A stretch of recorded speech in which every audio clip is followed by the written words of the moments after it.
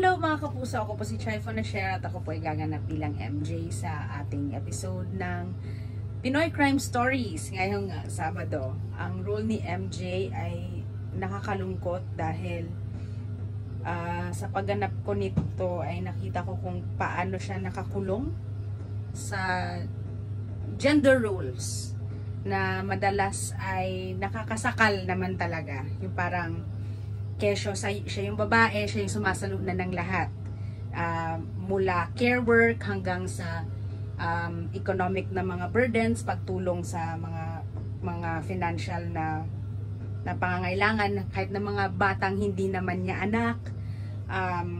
When as a matter of fact, usually sa mga ganyan, ideally dapat shared work yan. Hindi yan siya dapat naka-assign lang sa babae. Dapat tulong-tulong ang lahat sa pamilya o sa komunidad. Nakakalungkot na ito nga ang madalas na sitwasyon ng maraming kababaihan at kabataan sa Pilipinas. Kaya importanteng ikwento ang mga pangyayaring ito at lagi nating tatandaan na meron po tayong RA 9262, which is the Anti-Violence Against Women and Children Act. So, sana panoorin niyo po ang aming episode ngayong Sabado, 4:45 p.m.